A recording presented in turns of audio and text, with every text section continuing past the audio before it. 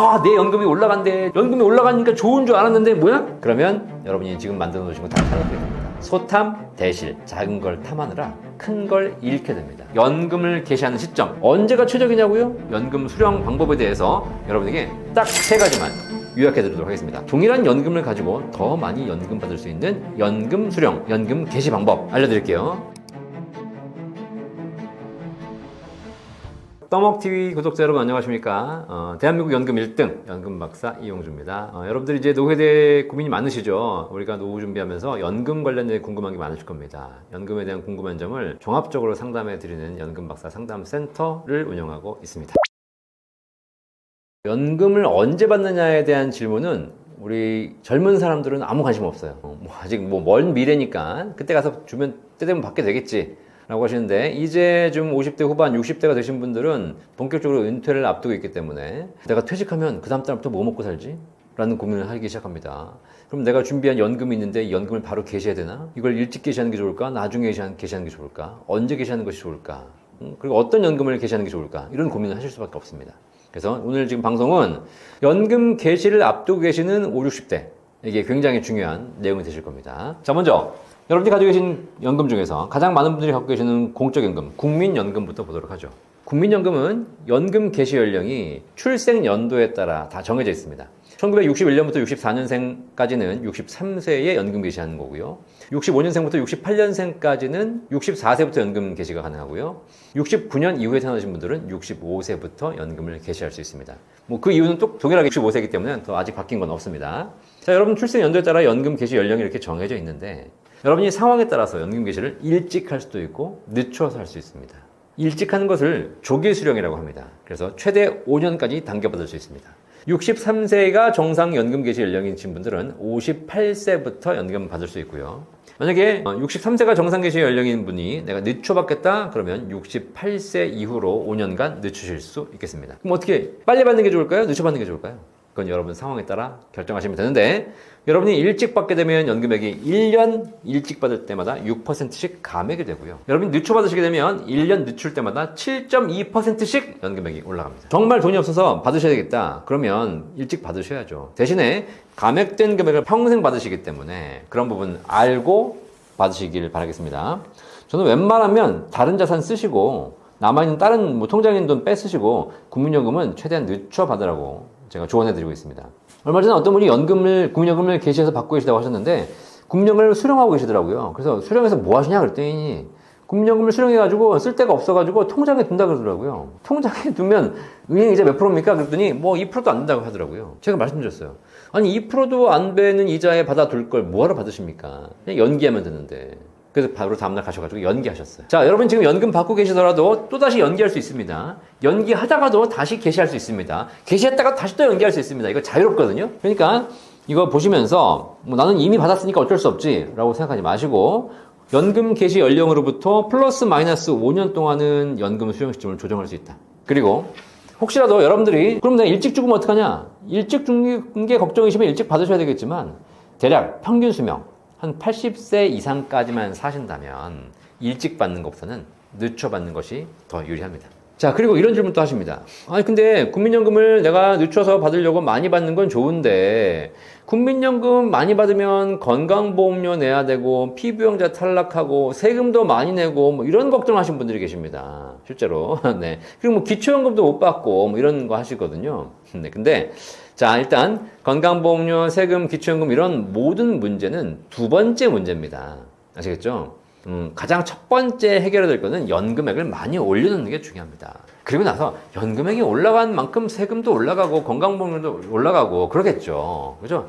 하지만 여러분이 연금액이 10만 원 올라간다고 해가지고 세금이 20만 원 올라가는 건 아니거든요.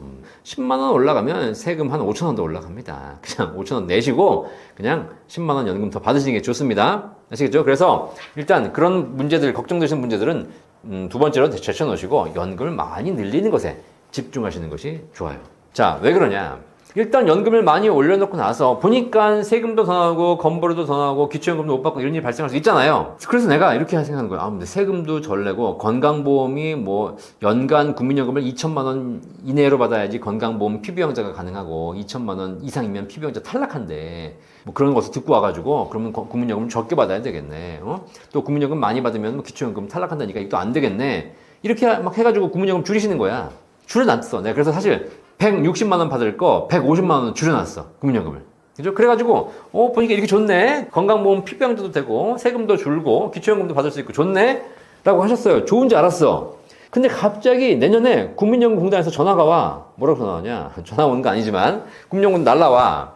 올해 물가상승률이 4%라서 우리 선생님의 국민연금을 내년에 4% 인상해드리겠습니다. 축하드립니다. 내 연금이 올라간대. 좋대. 그러고 딱 연금이 올라가니까 좋은 줄 알았는데 뭐야? 국민연금 받는 수령액이 올라가다 보니까 어떻게 돼? 이게 결국은 이 수령액이 올라가면서 세금이 더 나오고 건강보험 피부양자 탈락! 그리고 기초연금 탈락! 되는 거예요. 그 국민연금공단은 전화해가지고 저는 제발 많이 주지 마세요. 제발 조금만 주세요. 이런다고 적게줘? 그렇지 않습니다. 아시겠죠? 그러니까 결국은 여러분들이 뭔가 이제 국민연금 많이 받으면 불이익이 있다고 해가지고 이것저것 조정해서 여러분들이 국민연금을 다운시켜 놔도 결국은 1, 2년 잠깐 좋은 거다. 그리고 시간이 지나면 결국 국민연금 수령액이 인상됩니다. 그러면 여러분이 지금 만들어 놓으신 거 다 탈락하게 됩니다. 소탐, 대실. 작은 걸 탐하느라 큰 걸 잃게 됩니다. 그리고 지금 여러분이 알고 계시는 뭐 세금제도라든가 건강보험제도, 기초연금제도 다 조만간 바뀝니다. 지금은 내가 간신히 턱걸이 해가지고 기준 맞춰놔도 기준 또 내년 바뀌어버리면 여러분 어차피 다 부담하셔야 되는 돈이에요. 다른 것 때문에 국민연금을 줄이려고 이렇게 노력하시는 분들에게 한마디 해드리고 싶어요. 여러분 혹시 우리가 집을 갖고 있을 때 집 팔면 세금 내야 되지 않습니까? 집 팔면 무슨 세금 내죠? 양도소득세를 내죠. 그죠? 양도소득세 안 내는 방법이 있어요. 뭔지 아세요? 안 내는 방법. 집값이 안 오르면 됩니다. 자, 그럼 여러분 제가 여쭤볼게요. 집값이 많이 올라서 양도소득세 많이 내는 게 좋으세요? 아니면 집값이 안 올라서 양도소득세 안 내는 게 좋으십니까? 선택하십시오. 여기서 수많은 적지 않은 사람들이 후자를 선택하고 있어요. 어떻게 하면 그냥 집값이 안 오르길 바래. 세금은 안 내지만 수익도 없는 겁니다. 아시겠죠? 이렇게 소탐 대실하지 마시고 오를 건 올리고 받을 건 받고 그리고 나서 추가적인 문제를 조절하시는 것이 훨씬 더 현명한 선택이다. 아시겠죠? 퇴직연금을 그럼 언제부터 받아야 될 것이냐? 여러분들 이제 퇴직금 통장에 쌓여있는 거 퇴직하시게 되면 받으시지 않습니까? 옛날에는 우리 부모님들은 퇴직금 받아가지고 바로 다 썼죠. 근데 지금은 퇴직하시게 되면 퇴직금을 IRP 통장으로 받으시는 것이 의무화 되어 가고 있습니다. 자, 그러면 내가 55세, 60세 퇴직했다. 그럼 퇴직금 쌓여 있는 것을 IRP 통장으로 받아서 나오시는 거예요. 자, 그런데 이 퇴직금을 IRP 통장으로 받았어요. 거기서 일시불로 다 뺄 수 있습니다. 다 빼게 되면 퇴직소득세를 다 내셔야 됩니다. 하지만 IRP 통장에서 불리시다가 10년 이상 연금으로 나눠 받으시게 되면 퇴직소득세의 30%를 할인받을 수 있고요. 11년 차부터는 40%를 할인받을 수 있습니다. 그러니까 세금을 절세하면서 연금으로 받을 수 있는 것이죠. 자, 그래서 혹시 여러분들이 그 퇴직금이 들어왔다. 그러면 퇴직금을 조금 더 세금을 줄이면서 받으시려면 최소 10년 이상 연금으로 나눠 받으시는 게 좋습니다. 자, 그러면 이제 내가 이 퇴직금을 어떻게 운용이 될 것인가? 이거는 제가 다음 영상에서 말씀드릴 테니까 그 운용 영상 따로 보시고요. 그렇죠? 네, 그거 말고 지금은 연금 개시만 말씀드리는 겁니다. 퇴직금이 쌓여있는데 그럼 언제부터 받을 것인가? 여러분이 필요한 시점에 받으시면 됩니다. 내가 지금 60세 퇴직해서 퇴직금이 들어왔는데 지금 당장은 필요 없어. 그러면 여러분이 그냥 퇴직금을 IRP 계좌에서 운용하시고 나중에 빼시면 돼요. 근데 당장 필요하시면 지금부터 빼시면 되겠죠. 여기서 유의할 점이 있습니다.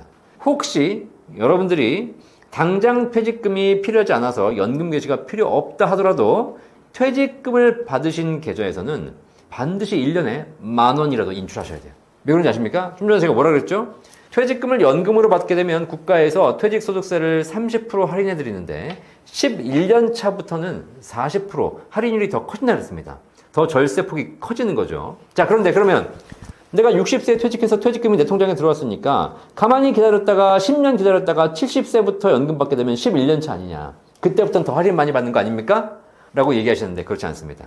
퇴직소득세를 할인 받으려면 1년 차부터 10년 차까지는 30% 할인, 11년 차부터는 40% 할인입니다. 근데 이 연차를 계산하는 방식이 뭐냐면 연차를 채우려면 무조건 인출한 경력이 있어야 돼요. 올해 한 푼도 인출하지 않았어. 퇴직금 통장에서. 그러면 이 연차에 포함되지 않습니다. 그래서 매년 10,000원씩이라도 10번을 10년을 인출해야지 10년 차로 인정받고, 그리고 그 다음 해에 11년 차에 인출해야지 더 많은 세율을 할인받을 수 있는 겁니다. 아시겠죠? 자, 그래서 여러분 퇴직연금 받으셨다? 무조건 한 해에 10,000원이라도 인출하셔야 됩니다. 자, 그 다음에 여러분들이 연금 개시를 한다. 그러면 사실 또 그걸 제외한 나머지 금액은 올해 받아도 되고 내년에 받아도 되고요. 사실 퇴직연금 통장에 들어와 있는 돈은 연금 개시라기보다는 그냥 인출입니다. 인출. 그 한도가 있거든요. 그 한도 내에서만 인출하시면 되고, 그 한도를 초과하시게 되면 세금을 더 내셔야 된다는 그런 차이점만 있으면 되고요. IRP 통장에서 돈 뺐을 때는 뭐 한 달에 100만 원씩 고정적으로 인출해도 되는 것이고, 그냥 첫 달에 1,000만 원 인출하고 나머지 달에는 그냥 하나도 인출 안 해도 되는 것이고, 이번 달에 300 인출하고 가만히 있다가 또 한 6월 달에 또 한 300 인출하고, 한 12월에 300 인출하고 이러셔도 됩니다. 연간 인출할 수 있는 한도, 세제 혜택을 받으면서 인출할 수 있는 한도가 있을 뿐이지, 그 한도 내에서는 고정적으로 인출할 수도 있고 수시로 뺄 수도 있는 거니까 여러분들이 자유롭게 결정하시면 되겠습니다. 제가 퇴직연금 인출 관련해가지고 한 가지 팁을 드리면, 저희 센터에 상담 오시는 분들이 당장 돈이 필요하신 분들은 바로 연금을 개시해서 쓰시라고 말씀드리고요. 그렇지 않고 좀 여유가 있으신 분들도 연금으로 개시하라고 말씀드립니다. 퇴직연금을 받아서 IRP에 들어온 거 바로 연금으로 개시하십시오.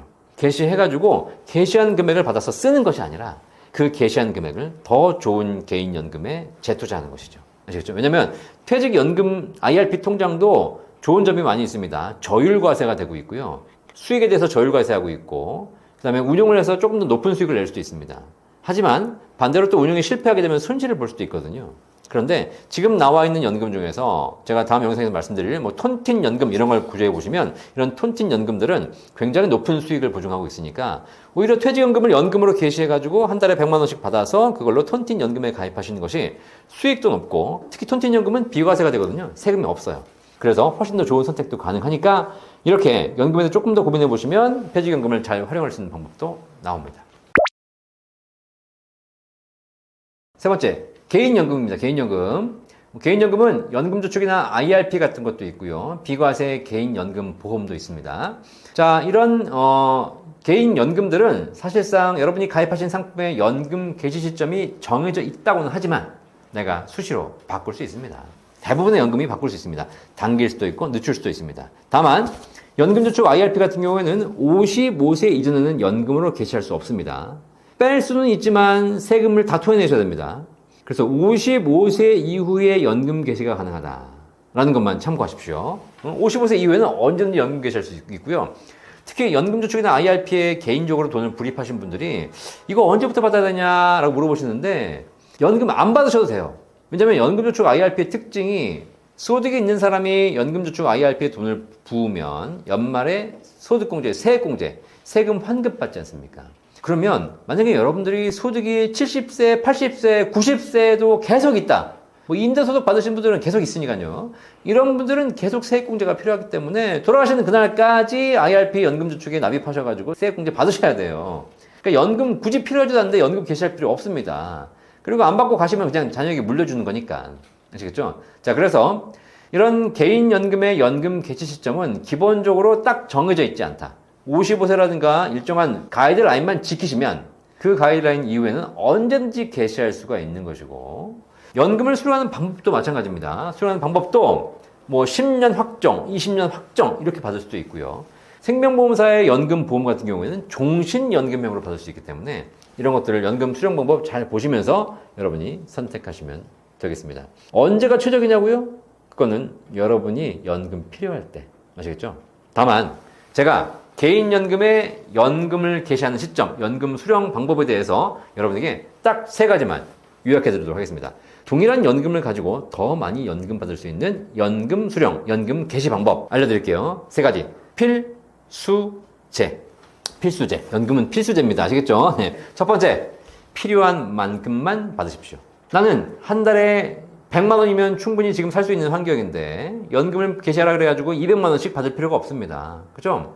200만 원씩 받아가지고 뭐 하겠어요? 100만 원 쓰고 100만 원 또 그냥 어영부영 사라지지 않습니까? 가만 놔두면 나중에 더 많은 금액이 나올 수 있는 거니까 필요한 만큼만 개시하십시오. 두 번째, 수익률이 낮은 연금부터 개시하십시오.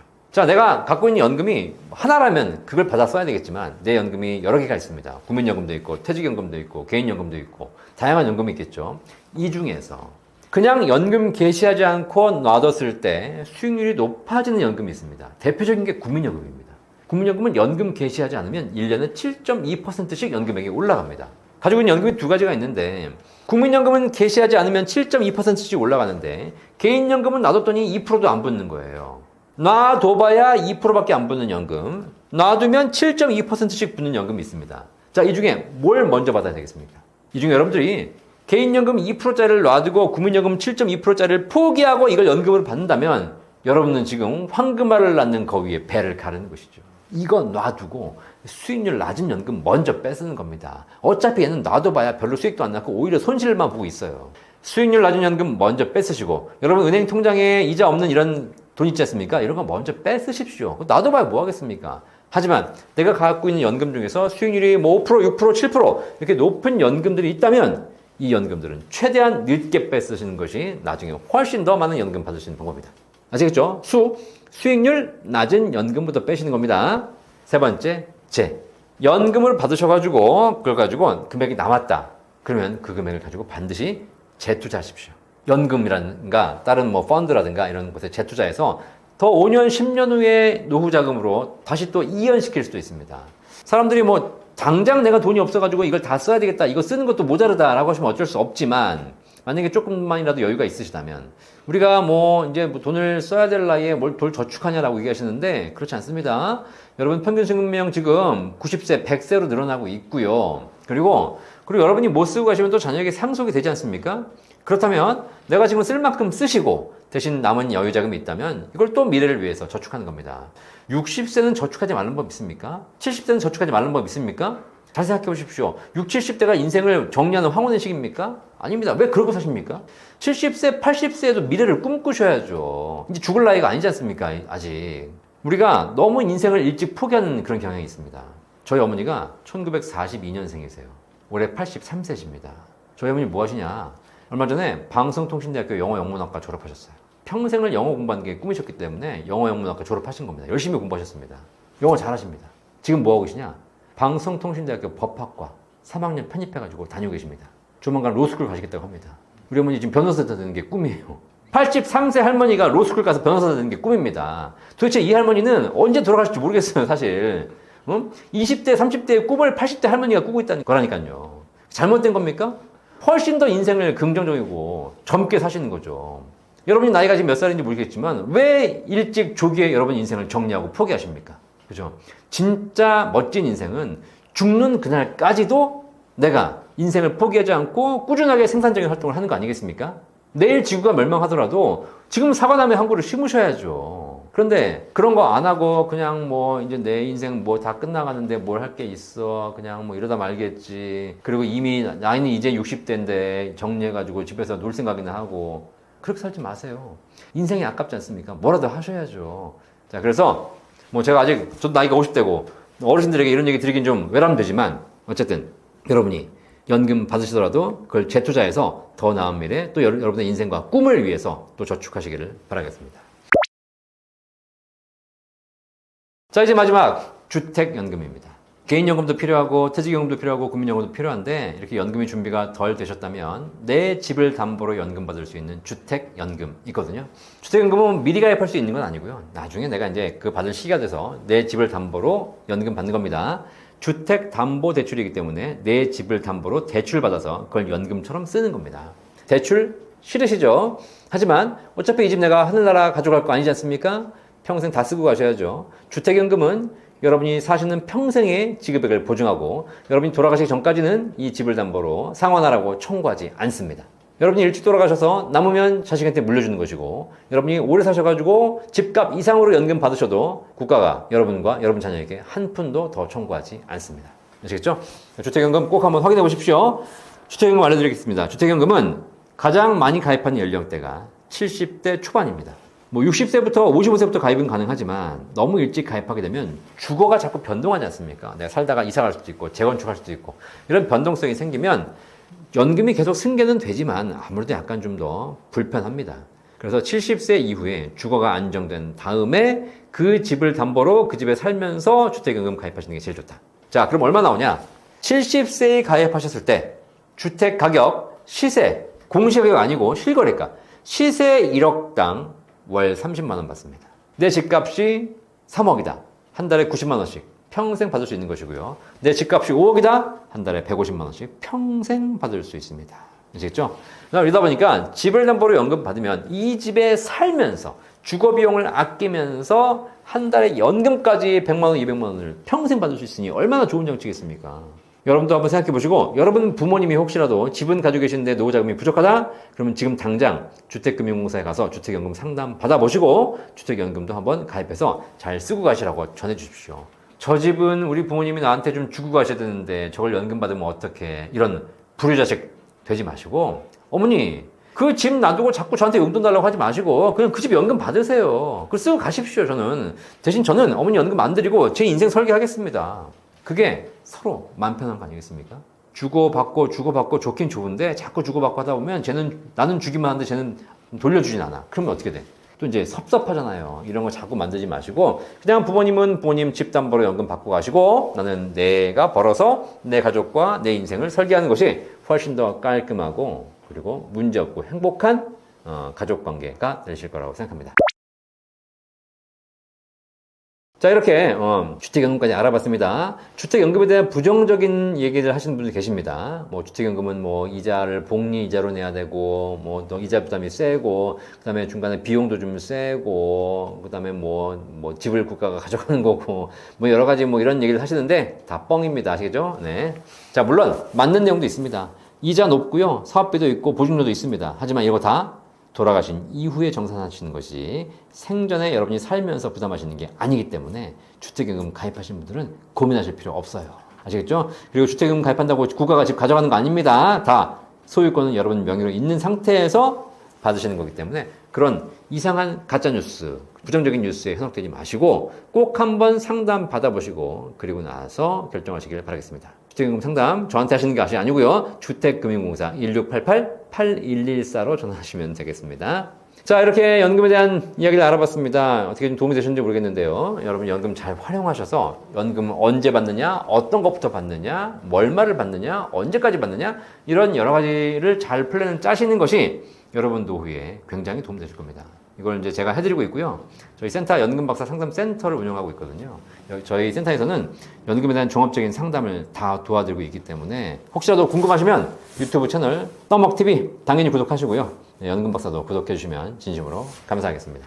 국민연금, 퇴직연금, 개인연금, 주택연금까지 연금에 대한 모든 궁금증이 있으시면 걱정하지 마시고 저희 연금박사 상담센터를 운영하고 있거든요. 전화번호가 1800-3624번입니다. 대한민국에서 유일하게 연금에 대한 상담을 종합적으로 해드리는 곳이니까 주저하지 마시고 상담료 무료니까 걱정하지 마시고 연락 주시면 저희 연금 전문가들이 20명이 열심히 공부하고 있거든요. 연금에 대한 모든 궁금증 속 시원하게 해결해 드리도록 하겠습니다. 감사합니다. 자, 일단 이번에 국민연금 개혁안이 국회 합의를 통과하고 그 다음에 한덕수 권한대행 총리께서 또 이렇게 공포를 하셔가지고 국민연금 개혁안이 확정이 됐습니다. 사실 이제 국민연금이 기금 고갈이 확정되어 있기 때문에 2055년이 되면 기금이 없어집니다. 그래서 이대로 놔두다가는 이제 국민연금이 제도로서 의미가 없기 때문에 이번에 개혁을 하게 됐죠. 자, 근데 이제 개혁을 하려면 어쨌든 지금보다는 안 좋게 될 수밖에 없거든요. 그러면 내는 보험료는 올리고 그 다음에 받는 연금 금액은 낮추고 이렇게 가야 되는 것이 정상인데 조금 힘들더라도 이렇게 갔었어야 되는 건데 지금 그렇지 않고 보험료율은 조금 올라갑니다. 9%에서 매년 0.5%씩 올려서 13%까지 올라갑니다. 그런데 연금 받는 금액도 떨어뜨려야 되는데 이걸 또 조금 올렸어요. 그래서 지금보다 조금 더 올라간 소득세 제율 43%를 적용받게 되었고요. 이 내용은 내년 2026년 1월 1일부터 바로 시행이 됩니다. 자, 이렇게 연금 개혁이 됐는데 연금 개혁을 했지만 사실 근본적으로 국민연금 고갈의 문제를 해결하기는 쉽지 않은 것 같습니다. 기금 이제 고갈 시점이 2055년이었는데 이렇게 개혁이 됨으로써 꼴랑 고작 9년 연장돼서 2064년 되면 기금이 고갈됩니다. 그때부터 이제 기금이 없죠. 그러면 뭐 그렇다고 해서 국민연금을 지급하지 못하는 건 아니겠지만 조금 지급하겠죠. 아니면 이제 적립 방식에서 부가 방식으로 바꿔서 필요한 돈을 그때 걷어가지고 주는 방식으로 할 수밖에 없을 것 같고요. 뭐 세금도 아마 투입이 돼야 되지 않을까라는 생각이 듭니다. 어쨌든 우리나라에서 현재 국민연금이 노후준비 1순위고 지금 노후준비 하신 분들 국민연금을 준비하시는 거 강력하게 추천하고 있습니다. 잘 준비하셔가지고 노후준비 하셔야 되고, 특히 전국민 의무가입이기 때문에 내가 하기 싫다고 할 수 없는 건 아닙니다. 그래서 꾸준하게 불입하셔가지고 노후준비 하시지만, 다만 현재 국민연금 상황, 국민연금만의 문제는 아니고요. 우리나라가 저출산 고령화가 심각한 나라가 되었기 때문에 어쩔 수 없이 국민연금뿐만 아니라 모든 분야에서 이렇게 좀 문제가 발생할 수 있거든요. 이런 상황에서 노후준비, 연금 준비도 이제 정답은 각자 도생, 국민연금만으로는 내 노후준비가 쉽지 않다. 그러면 국민연금 외에 어떤 연금이 나에게 더 필요한 것인가를 고민해 보시고, 우리나라에 있는 수많은 연금 제도들을 공부하셔서 추가적으로 내 노후 준비에 대안을 마련해 놓으셔야 됩니다.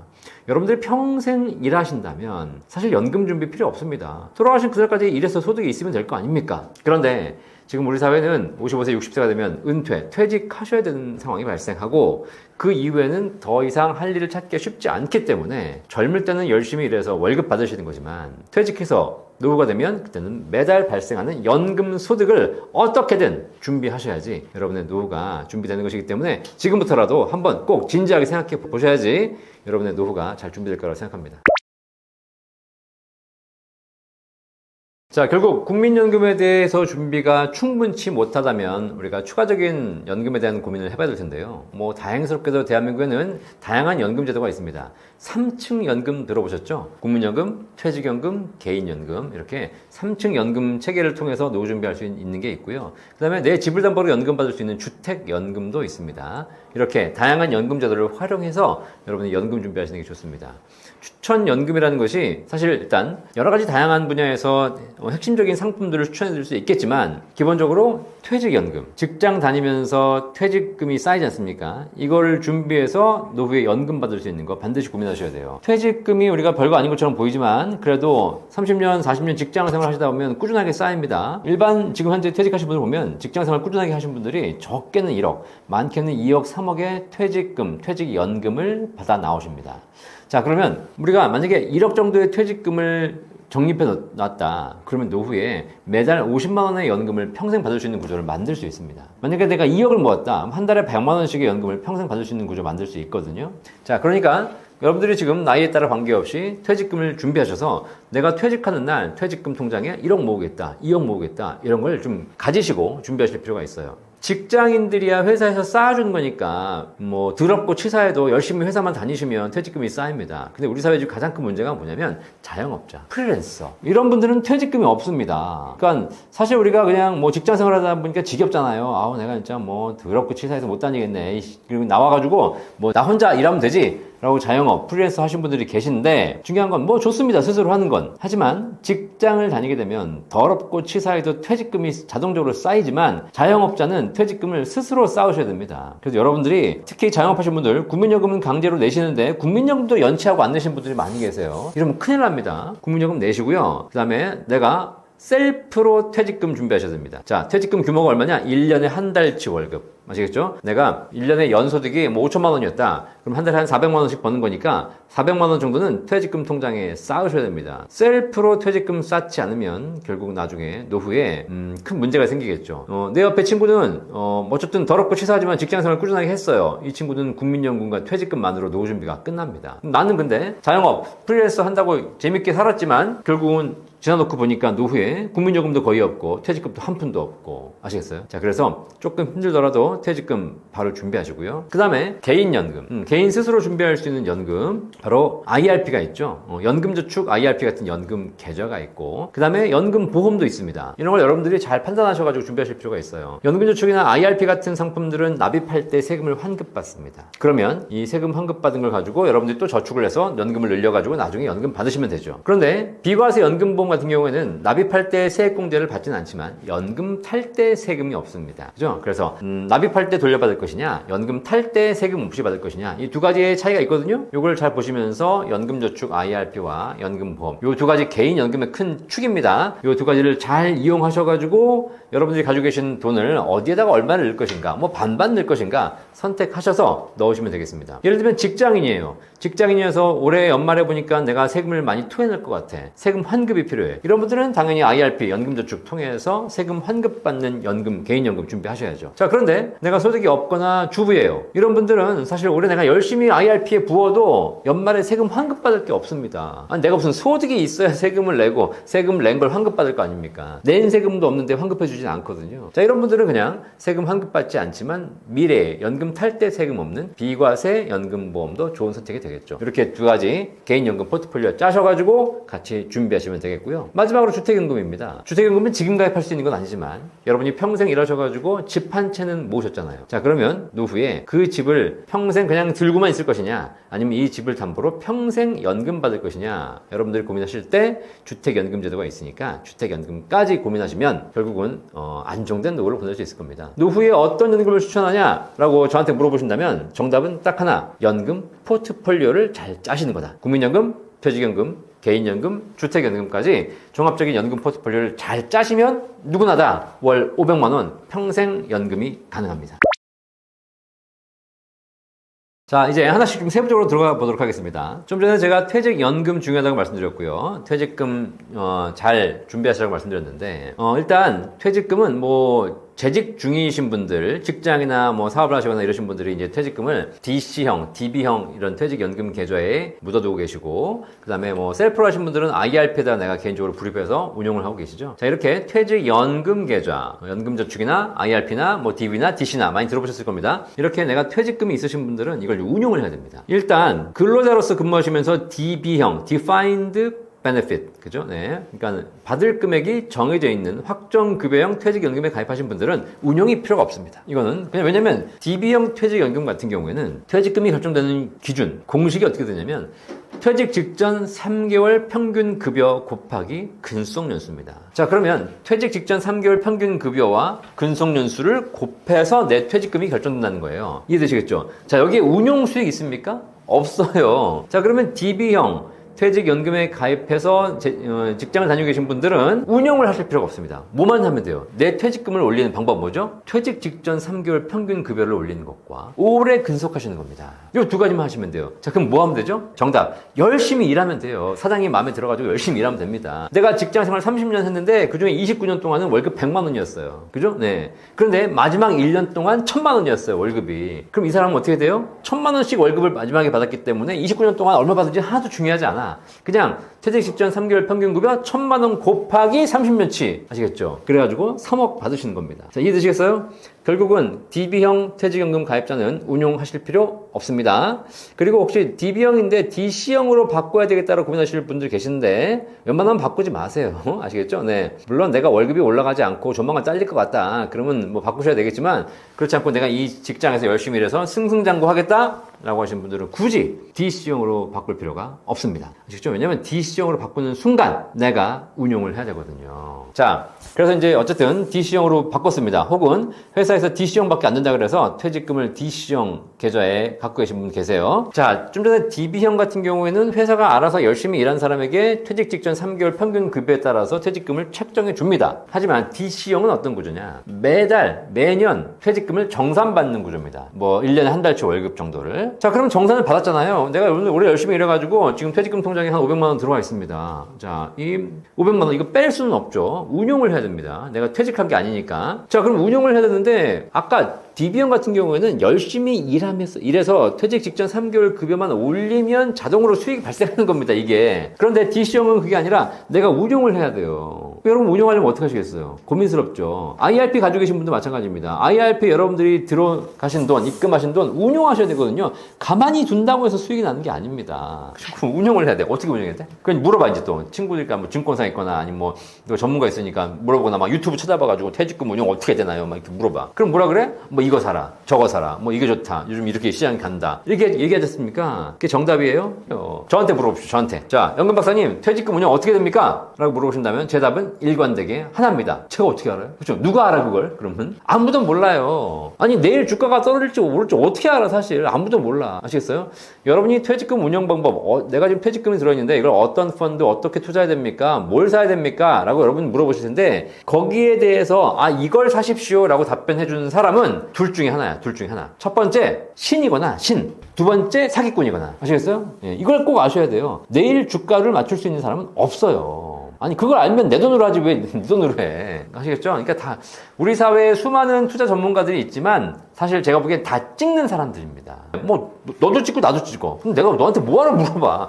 또 물어보면 돈까지 내야 돼. 그럴 필요 없어요. 아시겠죠? 그냥 운영 어떻게 하시는 거다? 본인 스스로 판단하셔야 됩니다. 투자는 철저하게 본인이 판단해서 결정하셔야 되는 것이고 다른 사람의 의견을 들을 수는 있으나 그 의견이 맞다라고 생각하시면 절대 안 됩니다. 아시겠죠? 네. 뭐 미국 주식이 좋아요? S&P 나스닥? 뭐 최근에 지금 트럼프가 관세 정책하면서 지금 뭐 하루아침에 10% 20%가 폭락했지 않습니까? 이걸 예측했었어야지. 그죠? 트럼프가 될 줄도 몰랐고 트럼프가 이렇게 정책을 할 줄도 몰랐고 이렇게 정책을 했을 때 주가가 폭락할 줄도 몰랐고 이걸 어떻게 알아? 그럼 폭락한다면 계속 폭락만 해? 또 언제 올라갈지 모르는 거 아닙니까? 이거 모른다니까. 이런 상황에서 어떻게 운용을 잘해요? 아시겠죠? 퇴직금 운용 방법 알려드리겠습니다. 자, 여러분들이 통장에 있는 DC형이든 IRP든 퇴직연금 통장에 있는 돈을 가지고 안전자산과 투자자산의 비중을 얼마로 나눌 것인가부터 고민하십시오. 나는 좀 보수적이고 나는 안정이 더 좋다라고 하시면 안정자산에 90% 넣겠다. 그러면 그 안정자산은 정기예금 하시면 되겠습니다. 그냥 은행이자 3% 받으십시오. 더 높은 거 받으려고 했다가 오히려 원금도 까먹습니다. 아시겠죠? 자, 그래서 그냥 정기예금 하시면 됩니다. 나는 약간 좀 공격적이고 수익을 더 지향한다. 손실을 감수할 수 있다. 이런 분들은 내 퇴직연금 자산에서 투자자산 비중을 높이시면 됩니다. 이거를 내가 그러면 안전자산과 투자자산의 비중을 뭐 9대1로 할지 7대3으로 할지 5대5로 할지 3대7로 할지 1대9로 할지 그건 여러분이 정하시면 돼요. 아시겠어요? 네. 자, 그렇게 정하셔가지고 비중을 투입하시면 되는 겁니다. 그럼 투자자산은 뭘 사면 되냐? 투자자산이니까 이제 내가 열심히 공부해가지고 뭘 살까? 무슨 ETF가 좋다는데 뭐 나스닥, S&P 뭐 여러 가지 뭐 하지 않습니까? 그런 거 하지 마세요. 아시겠어요? 그거 해서 돈 벌었으면 이미 다 부자 됐어. 아시겠죠? 근데 중요한 건 그런 걸 해서 돈 번 사람을 찾기가 쉽지 않다는 사실이에요. 왜냐면 주가는 오르락 내리락 계속 왔다 갔다 하기 때문에 여기서 이 타이밍을 잡을 수가 없어요. 그런 거 공부하지 마세요. 쓸데없는 공부예요. 여러분들이 제가 이 주식 공부하는 것이 쓸데없는 거라는 걸 제가 증명해 드릴게요. 자, 우리나라에서 주식에 대해서 제일 열심히 공부하는 사람들 다 어디 있습니까? 전부 여의도 증권사에 있지 않습니까? 그쵸? 네. 여의도 증권사의 직원들 보시면 그냥 뭐 대학 졸업하고 가가지고 증권사에 입사해가지고 입사하는 첫날부터 시작해서 퇴직하는 그날까지 20년, 30년을 매일 주식만 공부해요. 그쵸? 그 사람들이 주식으로 부자 됐어요? 안 됐다니까. 걔네들 월급 받아요. 그 월급 뭐서 오는 거야? 주식으로 수익 내서 오는 게 아닙니다. 고객들이 거래한 수수료. 거래 수수료에서 받는 거예요. 그러니까 평생 주식만 열심히 공부한 증권사 직원들 중에서 주식으로 부자 되는 사람이 없다는 사실입니다. 주식으로 망한 사람이 더 많아. 아시겠어요? 이걸 알면서 왜 공부하냐고. 하지마. 투자자산 하실 거면 그냥 안정적인 펀드 하나 추천해 드릴게요. TDF 들어보셨죠? TDF 타겟 데이트 펀드입니다. 은퇴 연금 전용 펀드입니다. TDF 타겟 데이트 목표 시점이죠. 내가 은퇴하는 시점을 잡아놓고 그 시점에 맞춰서 운영해주는 펀드예요. TDF. TDF 뒤에 숫자가 붙어 있습니다. 2020, 2030, 2040, 2050, 2060. 이 숫자가 바로 은퇴 연도거든요. 자, 근데 내가 뭐 2030년에 은퇴할 거니까 나는 TDF 2030을 하겠다? 그거 아니에요. 그거 아니고요. 2030, 2020 이렇게 숫자가 낮고 연도가 짧을수록 은퇴 시점이 다가오기 때문에 안정적으로 운영하는 펀드고요. 2050, 2060 이렇게 숫자가 멀수록 은퇴가 많이 남았기 때문에 공격적으로 운영하는 펀드입니다. 그래서 여러분들이 시장을 조금 더 장기적으로 좀 좋게 보신다. 그럼 숫자가 높은 2050, 2060 사시면 되고 만약에 내가 지금 보수적으로 좀 시장이 안 좋을 것 같다? 그러면 2030, 2020 숫자가 낮은 거로 사시면 되겠습니다. 어렵지 않으시죠? 자, 그래서 저는 그냥 퇴직금 운용하신다? 그러면 정리해 드릴게요. 안전자산, 정기예금 자산 편입하시고요. 그리고 투자자산 비중을 결정하셔서 그 비중에 대해서 TDF 2020을 살 것이냐, TDF 2060을 살 것이냐 여러분이 정하셔가지고 거기 맞춰서 양쪽으로 두 가지만 투자하시면 되겠습니다. 분산 투자해야 되는 거 아닌가요? 그렇죠. 분산 투자 이미 다 분산되어 있는 겁니다. 아시겠어요? 네. 분산 투자하신다고 무슨 5개, 10개, 20개, 30개씩 사시는 분들 계십니다. 해봤어요. 다 쓸데없어요. 다 그게 그거예요. 아시겠죠? 어차피 분산해봐야 복잡해지고 관리만 안 돼. 수수료만 들어가. 그러지 마시고 딱 2개만 사면 그냥 분산돼요. 아시겠습니까? 여러분들이 이 투자, 퇴직금 운영 방법에 대해서 듣고 있는 수많은 정보들이 과연 올바른 정보인지 잘 한번 판단해 보십시오. 아시겠죠? 그래서 그냥 누군가가 뭔가를 팔기 위해서 여러분에게 수수료를 빼내기 위해서 하는 정보, 그런 정보는 참고만 하시고 여러분들은 실제 여러분들을 위해서 특히 노후 준비는, 연금 준비는 내가 올해 투자해가지고 내년에 팔아 쓰는 게 아니지 않습니까? 적게는 10년, 길게는 20, 30년 후에 쓰는 겁니다. 이런 운영 방안은 좀 더 장기적인 관점에서 포트폴리오를 짜셔가지고 buy and hold 전략, 사서 보유하는 전략으로 하시는 것이 가장 합리적이고 또 그것이 오히려 더 큰 수익을 늘리실 수 있는 방법이다 라고 말씀드리겠습니다.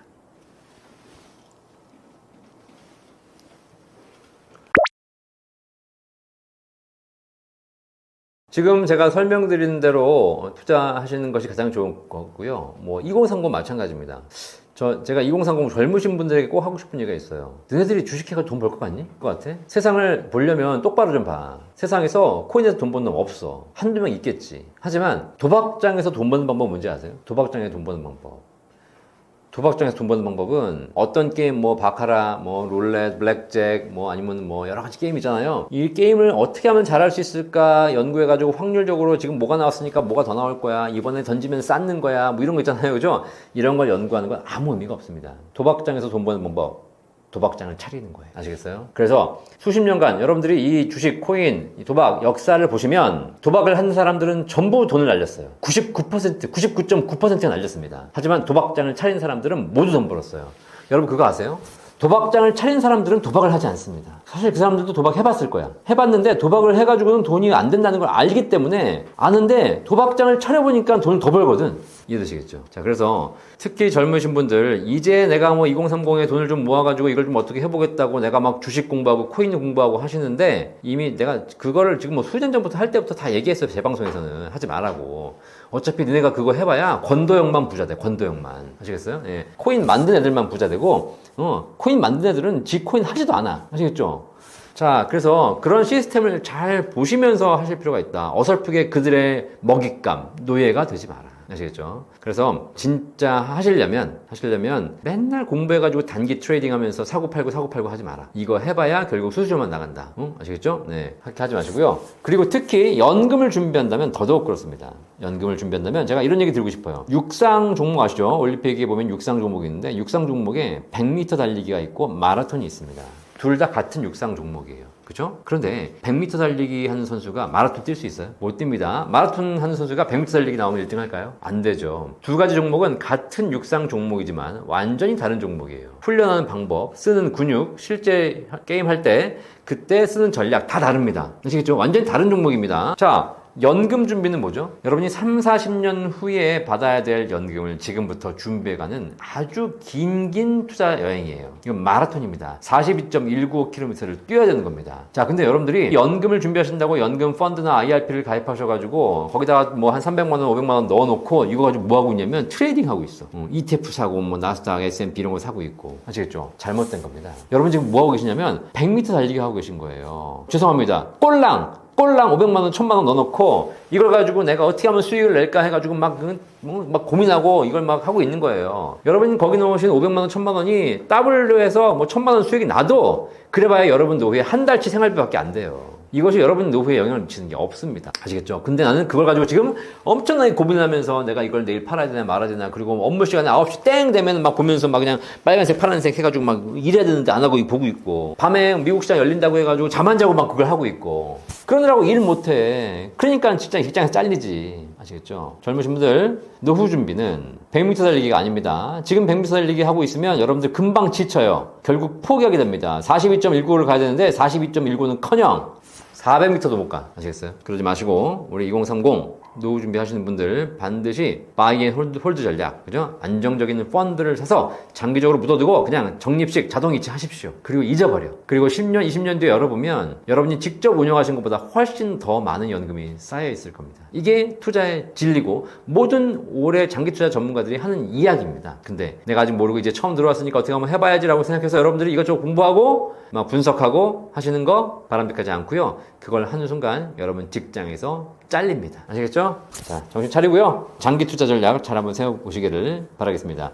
여러분이 지금 하시는 그 방법에 수익률, 그죠? 네, 뭐 이런 거 없습니다. 손실만 있을 뿐입니다. 다 해봤어요. 그러니까 그 투자 공부할 시간에 몸값을 올리는 게 더 중요한 거죠. 뭐 질문하셨으니까 그게 더 해드리면 2022년도 지금부터 한 3년 전이죠. 오마하라고 아시죠? 미국의 오마하라는 동네가 조그만 동네가 있습니다. 여기가 유명한 동네인데 왜 그러냐면 세계적인 투자의 귀재 워렌 버핏이 자기가 운영하는 사모펀드 회사가 있습니다. 버크셔 해서웨이라는 회사가 있습니다. 이 회사의 주주총회가 매년 오마하에서 열리기 때문이거든요. 자, 2022년도에 그때 미국의 인플레이션이 굉장히 심해서 물가가 상승하고 있었어요. 그때 그 주주총회 열렸는데 이제 워렌 버핏이 나와가지고 주주들하고 이야기를 하고 있었습니다. 그때 어떤 젊은 아가씨가 그 워렌 버핏에게 물어봤어요. 지금 미국의 인플레이션이 굉장히 심해서 물가 상승률이 높이 올라가고 있는데 이 물가 상승률을 커버하기 위해서 투자 수익을 내야 되는데 어떤 종목에 투자해야지 효과적입니까? 라고 물어봤습니다. 그때 워렌 버핏이 그 젊은 아가씨에게 뭐라고 했을까요? 지금 물가가 상승하니까 이런 종목을 사서 가지고 있으면 수익이 날 것이다? 그런 얘기 하지 않았어요. 워렌 버핏이 뭐라 그랬냐? 이렇게 얘기했습니다. Invest in yourself. 너 자신에게 투자해. 아시겠어요? 젊은이가 앉아가지고 지금 돈 굴리면서 수익 낼 생각하지 말고 네 몸값을 올리라고요. 지금 20, 30대가 해야 될 일은 뭐죠? 내가 가지고 있는 몇 푼 안 되는 돈 가지고 굴려가지고 수익 내는 것이 아니라 그건 놔두고 내 몸값을 올려서 내 기술을 개발해서 내가 평생 먹고 살 수 있는 기술을 만들어야죠. 이게 20, 30대가 할 일 아닙니까? 그걸 해야지 여러분이 더 큰 돈 법니다. 그리고 여러분들이 투자를 직접 운영하는 것보다 투자를 그냥 자동적으로 놔두는 것이 오히려 여러분이 직접 하는 것보다 더 큰 수익이 나요. 투자는 장기 투자에 맡기고 여러분은 몸값 개발하는 것. 이것이 훨씬 더 투자와 기술 모든 측면에서 다 유리해진다는 사실입니다. 저한테 와가지고 그런 분이 계세요. 어떤 분이 제가 한 30만 원 정도, 월 30만 원 정도 연금을 가입하려고 하는데 어떻게 됩니까? 젊은 친구들이 와서 얘기합니다. 그럼 제가 뭐라고 하는지 아십니까? 20, 30대가 저한테 와서 연금 가입하겠다고 하게 되면 제가 딱 한마디 해요. 연금 하지 마. 그럼 뭐 하면 됩니까? 학원 다녀, 그 돈으로. 그 돈으로 네 실력을 개발해. 아시겠어요? 몸값을 인플레이션율 이상으로 올리면 되는 겁니다. 저는 연금에 대해서 20년 넘게 했어요. 그죠? 20년 넘게 남들이 연금에 대해서 알아주지 않을 때 혼자 공부하고 혼자 상담하고 혼자 강의하면서 책 쓰고 그래서 연금에 대해 준비했습니다. 그 연금에 준비한 20년 중에서 15년 동안은 몸값이 거의 오르지 않았어요. 그냥 열심히 하고 있었을 뿐입니다. 근데 남들이 알아주지 않았지만 저는 계속 실력이 쌓이고 있었죠. 이렇게 몸값을 올려놨거든요. 유튜브를 하면서 남들은 구독을 해주지 않지만 저는 열심히 영상을 올리고 했습니다. 그런데 때가 되니까 사람들이 연금에 관심을 가지고 연금을 찾아보기 시작하더라고요. 찾아보기 시작하다 보니까 대한민국의 연금 전문가가 누가 있어요? 아무도 없는 거예요. 연금 박사밖에 없는 겁니다. 그죠? 그래서 연금 박사에게 물어보기 시작하고 연금 박사에게 상담받기 시작하고 연금 박사에게 가입하기 시작하는 거예요. 제가 최근 5년 동안 몸값이 100배가 올랐습니다. 100배. 100배면 몇 퍼센트 아십니까? 수익률 1000%예요. 아시겠어요? 예. 최근에 물가가 많이 인플레이션이 심해가지고 뭐 연 5%, 10%씩 오른다고 하는데 아니 물가가 10% 오르는 거 저는 걱정 없어요. 왜냐면 제 몸값이 1000%가 오르는데 이해되시겠죠? 이렇게 여러분의 기술을 개발하시고 여러분 스스로의 역량을 높이신다면 언젠가는 인플레이션 이상의 폭등의 수익률을 가져올 수 있는 그런 기회가 있을 것이다. 그리고 주식 수익률 올리는 것은 오늘 내일이 다르고 오늘 오르는 거 내일 까먹을 수도 있어요. 근데 몸값 올려놓은 건 평생 가요. 지금 우리나라의 수많은 개인연금, 아까 말씀드린 대로 IRP, 연금저축, 연금보험 여러 가지가 있는데요. 이 중에서 그냥 원픽 하나를 추천드리자면 지금 나와 있는 연금 중에서 최저보증연금이라고 해가지고 지금 거의 7%에서 8% 연달리로 이 수익을 보증해주는 연금이 나와 있고요. 이 연금들이 연금액이 굉장히 높습니다. 저는 뭐 그냥 이건 원픽 추천드리겠습니다. 이게 왜 그러냐면 연금저축 IRP를 통해서 이제 세금 환급 때문에 가입하신 분들이 많이 계신데 연금저축 IRP의 가장 큰 특징이 뭐냐면 세금 환급 받는 건 좋은데 나중에 다시 세금을 내야 된다는 겁니다. 연금 탈 때. 물론 저율과세되지만 내긴 내셔야 돼요. 또 하나의 문제가 뭐냐면 수익을 내기가 쉽지 않아요. IRP에 내가 가입해서 그걸로 가만 놔두면 그냥 원금만 남아있는 것이고, 이걸로 수익을 내기 위해서 운용을 해야 되는데, 운용을 하자니까 그냥 안전하게 하자니까 금리가 낮고, 수익을 높이자니까 위험을 감수해야 되고. 저도 그래. 저도 IRP 하고 있는데 IRP 올해 들어간 거 900만 원 지금 그 ETF 샀거든요. 지금 10% 폭락했어요. 이거 안 되는 거야. 10% 세금 돌려받으면 뭐해. 10% 날라갔는데 이미. 자, 이런 문제가 있기 때문에 운용에 고민이 될 수밖에 없습니다. 그리고 젊을 때는 운용하기가 좀 어쨌든 뭐 할 수 있겠지만, 나이가 들면 들수록 운용하는 게 쉽지 않아져요. 자, 그런데 우리나라에는 연금 중에서 지금 비과세 연금 모험들이 톤틴 연금이 나오기 시작했어요. 톤틴 연금. 톤틴 연금이 뭔지 아세요, 혹시? 이 톤틴 연금이라는 게 뭐냐면 18세기 이탈리아의 금융가 톤티가 고안한 연금입니다. 그 당시에도 연금을 주기 위해서 수익을 많이 고민했을 겁니다. 수익을 많이 내야 연금을 더 많이 지급할 수 있으니까.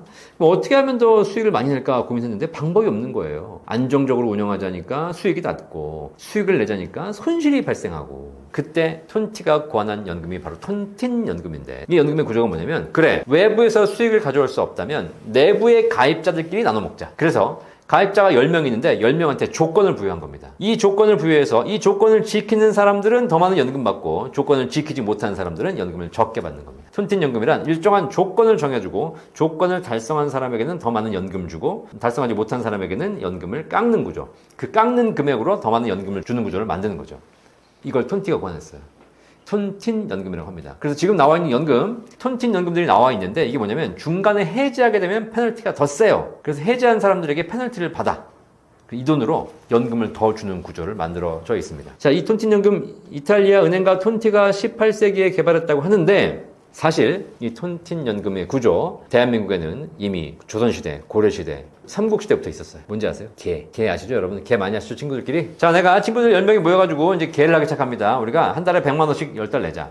그래가지고 이제 순번 돌아가면서 개 순번 있지 않습니까? 1번이 있고 2번이 있고 10번까지 나오겠죠. 받는 거예요. 그럼 첫 달에 100만 원씩 10명한테 받아가지고 1000만 원이 거칩니다. 걔 순번 1번한테 주는 겁니다. 얘는 제일 빨리 받아가잖아. 그죠? 그러면 그거 가지고 지가 뭐 사업을 하든 뭘 할 수 있지 않습니까? 기회가 빨리 오는 거죠. 그러니까 얘한테는 1000만 원 걷어서 800만 원만 줍니다.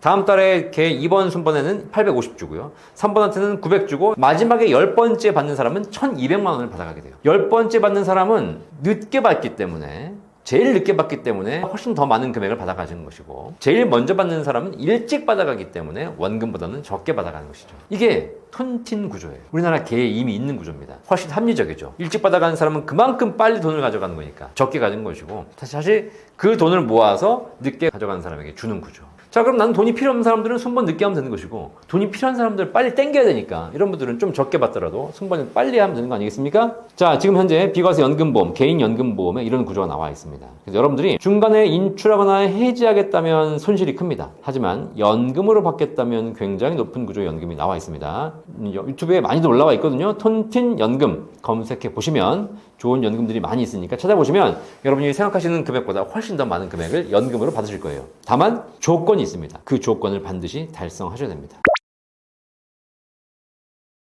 자, 그럼 톤틴 연금 얼마나 받는지 궁금하시죠?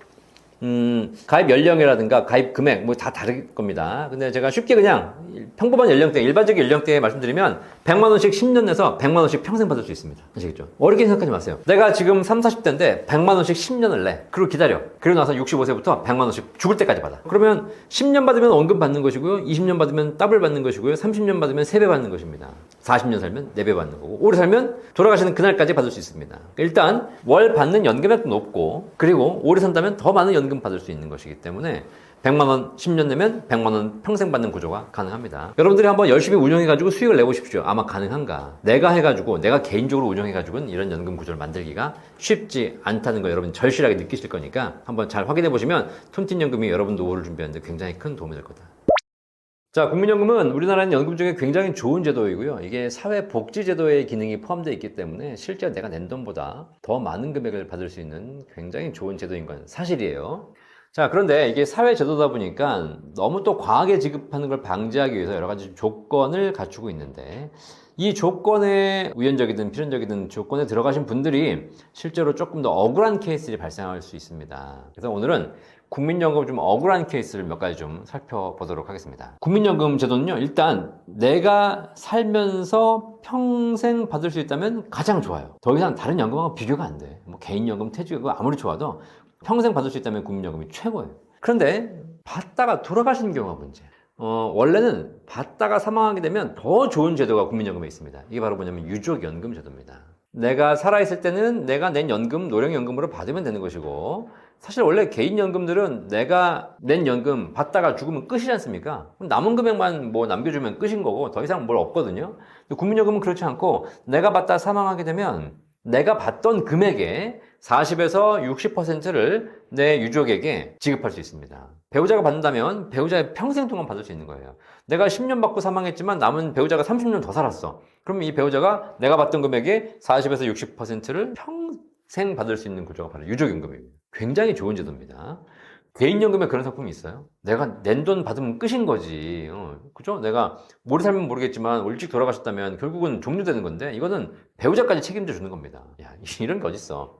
국민연금은 이런 제도가 있기 때문에 굉장히 좋은 제도예요. 자, 그런데 이 제도가 88년도 국민연금이 처음 생겼을 때 만들어진 제도인데 그때는 전부 다 외벌이였어요. 유족연금 제도가 왜 만들어졌냐? 남편들은 직장생활 열심히 하면서 국민연금을 쌓아가지고 노후준비를 잘하고 있는데 집에서 살림하고 계신 우리 어머님들은 연금이 없는 겁니다. 남편들은 연금 많이 있는데 남편이 돌아가셔요. 그럼 끝이면 배우자는 어떻게 돼? 없잖아요. 그러니까 홀로 남게 될 이 배우자의 노후 연금을 지원하기 위해서 만든 제도가 유족연금 제도예요. 지금은 남편이 붓고 있지만 남편이 나중에 연금 받다가 돌아가신다 하더라도 최소한 한 5, 60%는 생활비가 필요하니 배우자에게 지급하자.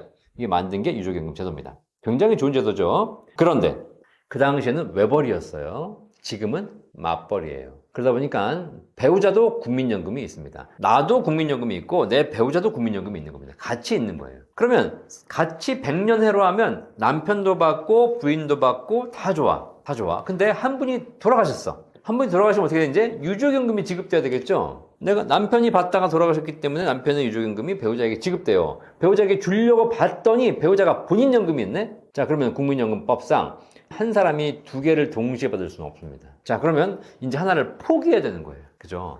어차피 그러면 뭐 내 거 포기하고 이거 받으면 되겠지라고 생각할 수 있겠지만 잘 한번 생각해 보세요. 어떤 일이 벌어지냐면 이 배우자는 본인이 낸 연금과 유족연금 중에서 하나를 선택해야 되잖아요. 자, 그때 만약에 유족연금을 선택한다면 내가 냈던 내 본인 연금은 포기하게 되는 것이고요.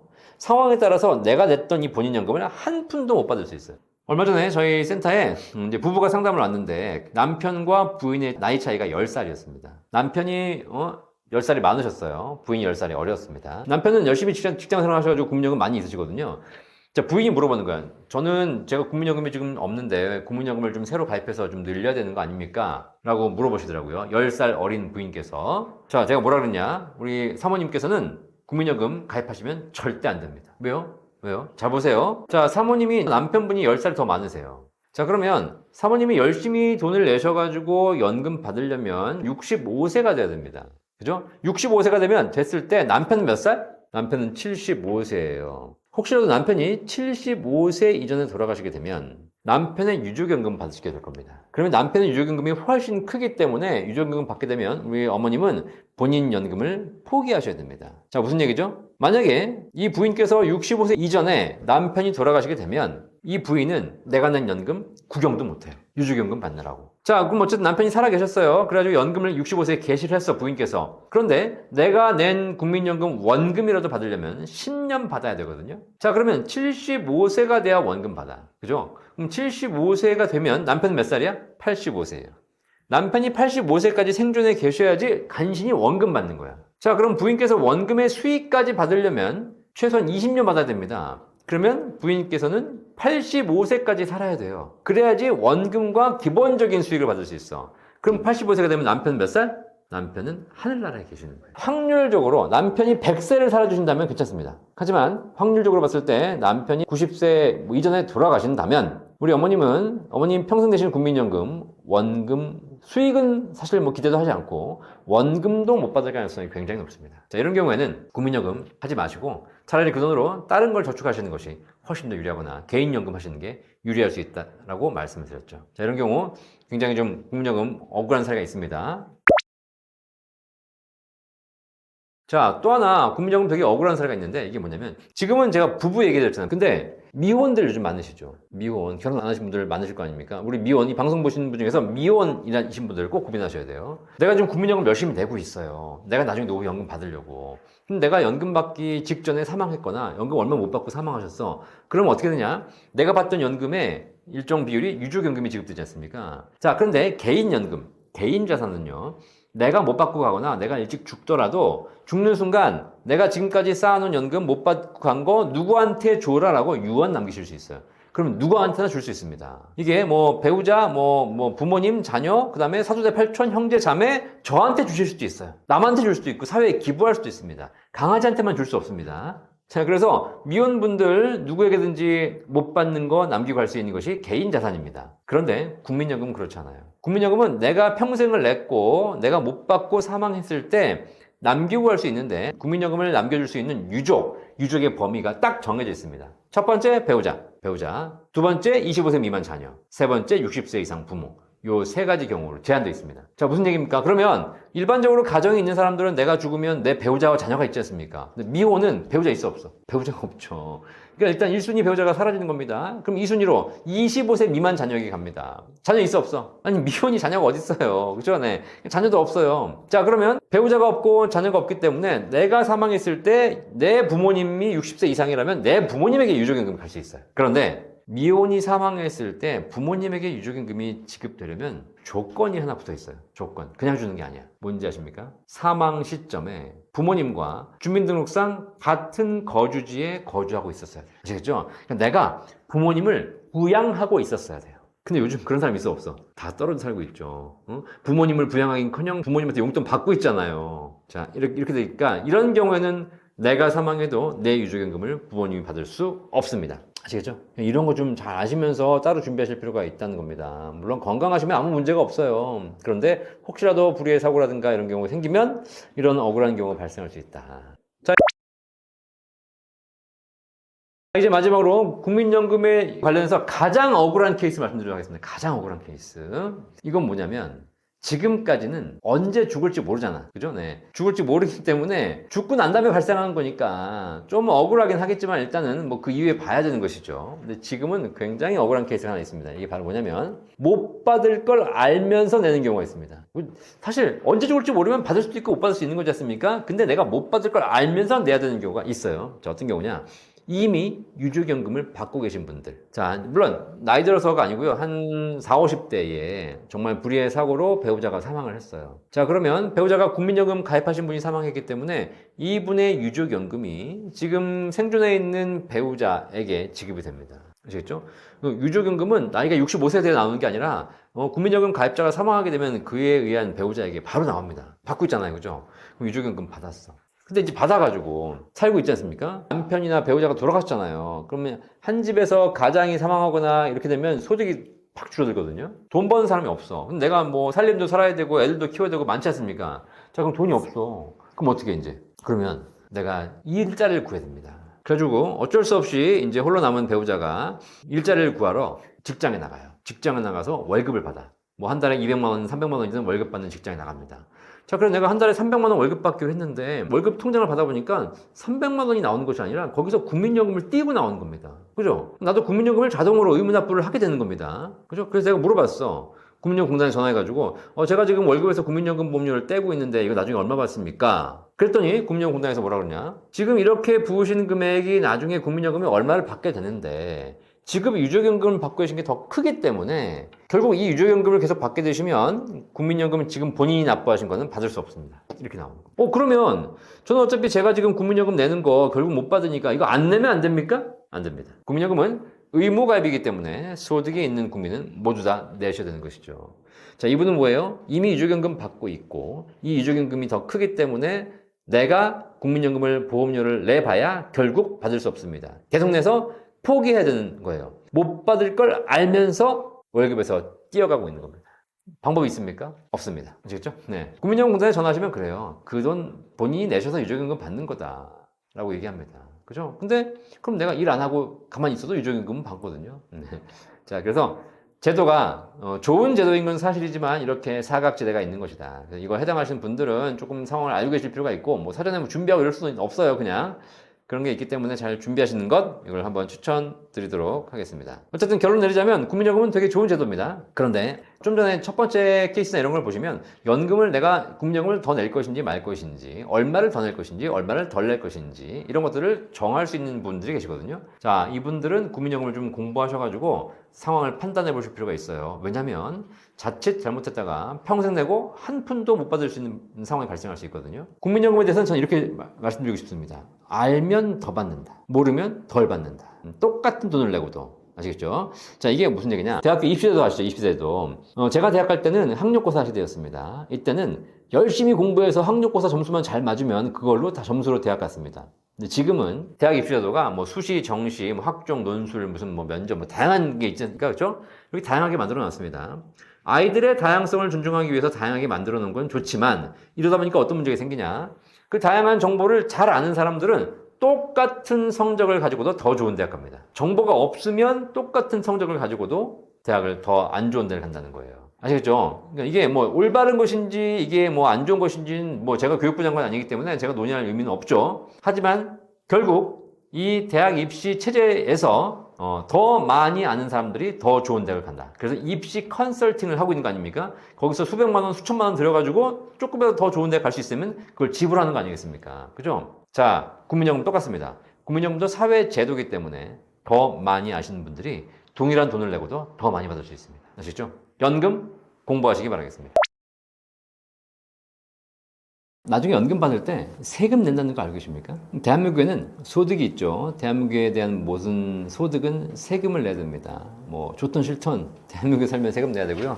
세금 내기 싫어서 딴 나라로 이민 가도 결국 또 세금 내야 됩니다. 이 세상을 살면서 피할 수 없는 게 두 가지가 있죠. 죽음. 네, 그래서 어쨌든 내셔야 됩니다. 그래서 연금도 받을 때 세금 안 낸다고 생각하시는 분들이 계신데 일단 국민연금 당연히 연금 탈 때 연금 소득세를 내셔야 됩니다. 여기까지 이해되시죠? 다 알고 계시는 거죠? 근데 생각보다 그렇게 많이 나오진 않습니다. 왜냐면 국민연금이라는 것이 2001년까지 납부한 부분에 대해서는 세금을 돌려받지 않았기 때문에 연금 탈 때 과세하지 않는 구조를 갖고 있고요. 2002년 이후에 납부한 부분에 대해서 연말에 소득공제를 받았기 때문에 나중에 연금 탈 때는 세금 내는 구조를 갖고 있습니다. 납입할 때 돌려받지 않았다면 연금 탈 때 세금을 안 내는 것이고 납입할 때 돌려받았다면 연금 탈 때 세금을 내는 겁니다. 아시겠죠? 이게 왜냐면 납입할 때도 돌려받지 못했는데 연금 탈 때 또 세금 내면 이중과세가 되기 때문이에요. 자, 그래서 납입할 때 소득공제를 받았냐 안 받았냐에 따라서 연금 탈 때 세금을 내냐 안 내냐가 결정됩니다. 다시 한번 정리해 드릴게요.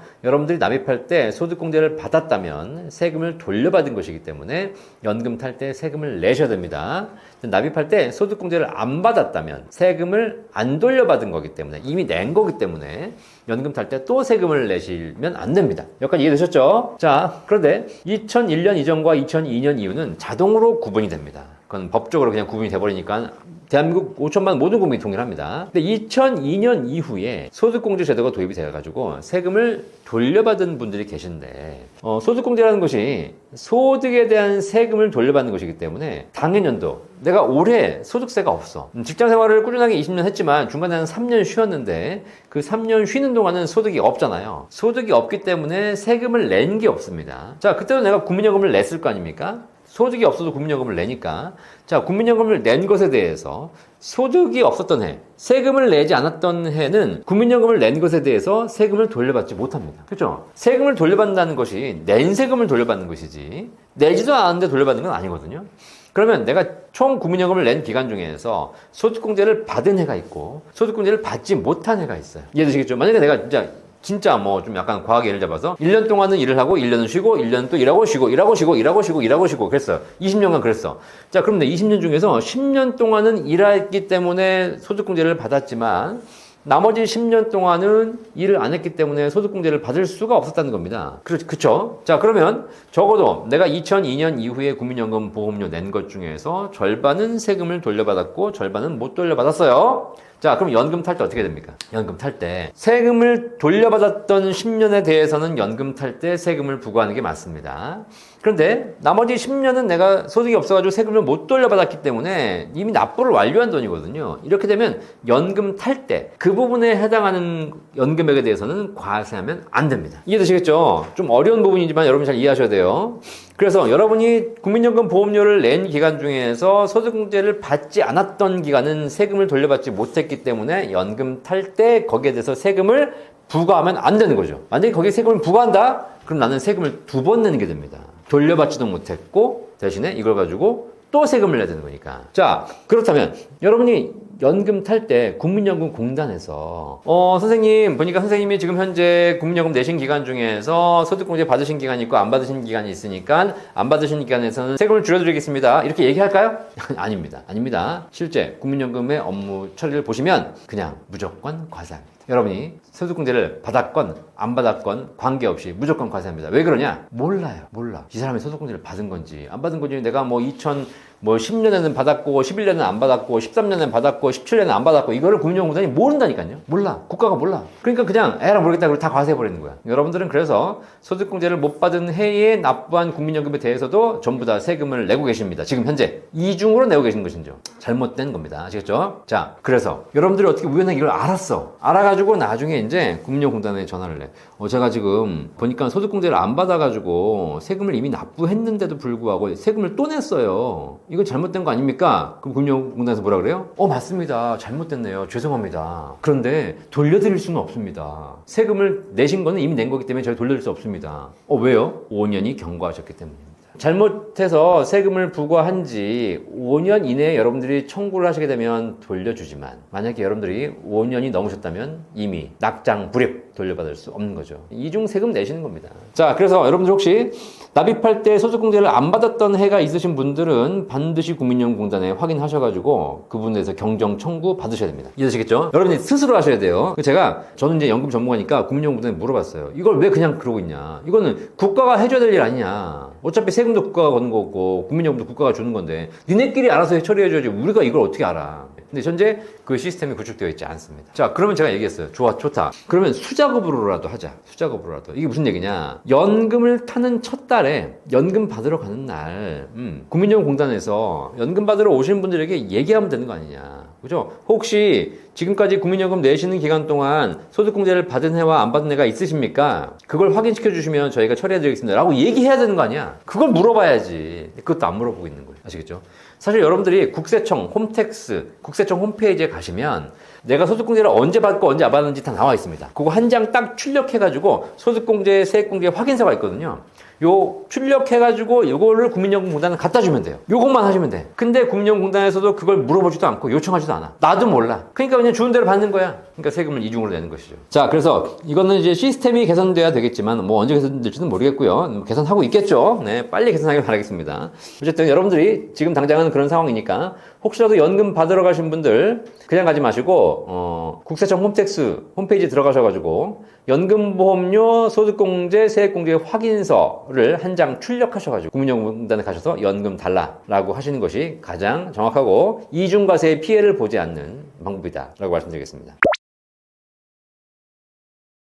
자, 국민연금의 세금 관련해가지고 또 하나의 좀 이제 고민하실 게 있습니다. 일단, 국민연금은 세금을 내시긴 내겠지만 또 그렇게 많이 내는 건 아닙니다. 그런데 이게 종합과세가 되거든요. 국민연금은 연금 탈 때 연금소득세를 부과하지만 이 연금소득세가 종합과세 대상입니다. 분리과세 대상이 아니고요. 종합과세 대상입니다. 이게 무슨 얘기일까요? 여러분 혹시 은행 가서 예금하시면 이자 받죠? 이자 받으면 이자소득세 15.4% 띱니다. 다 아시죠? 이자 내가 100만 원 받으면서 100만 원 받는 것이 아니라 세금 떼고 받는 겁니다.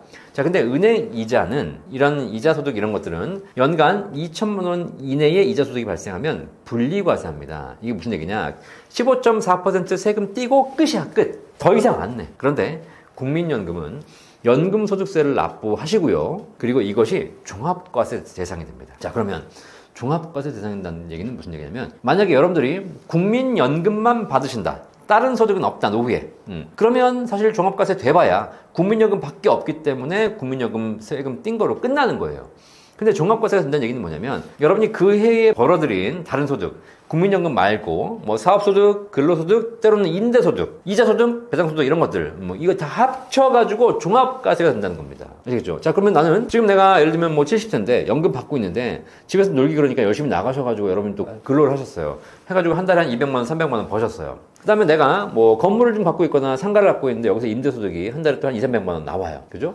자, 이렇게 되면 이런 소득들이 쌓이게 되죠. 자, 쌓이게 되면 종합과세가 되지 않습니까? 자, 종합과세는 우리나라는 누진과세이기 때문에 종합과세 하는 순간 소득이 쌓이면 쌓일수록 세율이 올라갑니다. 만약에 일반적인 국민연금 받는 사람들이 대략 연금소득세 뭐 한 2%, 3% 얼마 안 되거든요. 뭐 사람마다 약간 다릅니다.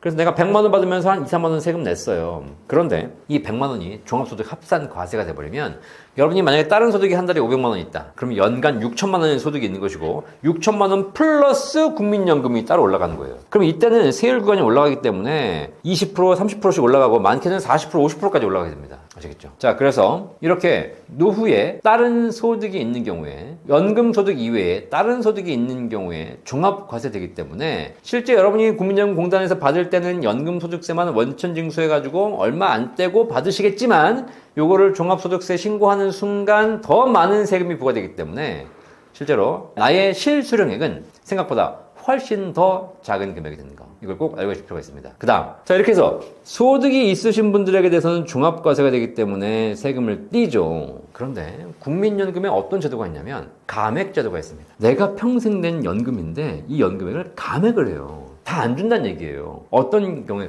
감액하냐? 연금을 개시한 이후에 5년간 65세 개시한다. 그러면 70세까지 5년간 소득이 있으면 국민연금을 다 받을 수 없고 최대 50%까지 감액됩니다. 자, 이게 국민연금, 아니 내가 낸 연금을 내가 받는데 왜 딴 거 있다고 감액을 하냐라고 불만이 제기하신 분들이 굉장히 많죠. 그죠? 네.